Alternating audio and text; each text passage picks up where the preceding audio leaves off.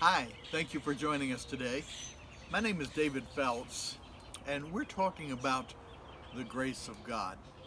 Today we're going to discuss an area that you absolutely need grace in. I absolutely need grace in. The scripture tells us, "Be ye holy as he is holy." Now, the profound thing of that is it says, "As God is holy." Have you ever tried that? It's not possible in and of ourselves to be holy as God is holy, yet it is a command of God, "Be ye holy as I am holy." So one of two things are certain. Either God is some mischievous prankster in heaven giving us a assignment that he knows we can't keep, or he has made a way where there is no way. I know my Father, and I know that he's a waymaker. And what's not possible for us is always possible for him. When Moses led the children of Israel to the Red Sea, it wasn't possible for them to cross.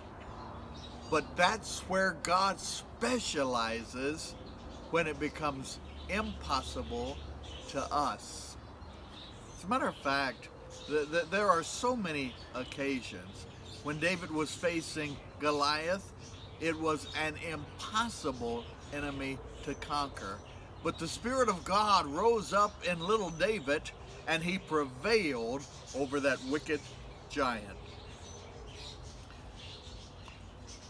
Paul said in 2 Corinthians 12 that grace is made perfect in our weakness. So when we come to an area of weakness, that's where God's perfection rises to the occasion. For grace is made perfect in weakness. I think probably all of us would absolutely agree that if he said, "Be as holy as the best man on earth," that would be a very difficult, if not impossible, task to obey. But when he said, "Be ye holy as I am holy," there's no chance that we can do it of our own. That doesn't mean there's no chance to accomplish it. It means there's no chance that we can ever get good enough, strong enough, holy enough to achieve that on our own. But by the grace of God, we can do what no man can do. Throughout the course of most days that you wake in the morning, there will be temptations that come and try to snare you and contaminate you with the sin, with the cares, with the devices of this world. And if you rely on your own strength, on your own wisdom, you will succeed sometimes. And unfortunately, I believe it's safe to say, you will fail sometimes.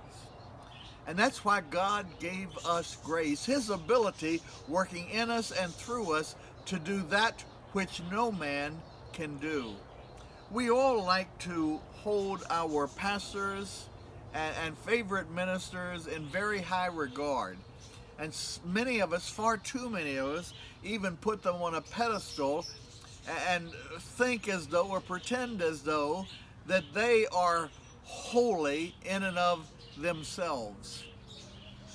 But no man can live up to this assignment, "Be ye holy as I am holy," in and of his own strength. Not you, not me, not your pastor or your favorite preacher. We must all rely upon the grace of God to perfect within us what we could never produce on our own. Have you ever picked a piece of fruit, maybe an apple off a tree, and it looked so good, and it looked so fresh, and the coloring was perfect, and everything looked perfect about it. But then when you cut it open, you found there was a worm in it. Too many of us look good and smell good, but when God examines us, there's stuff in there that shouldn't be in there.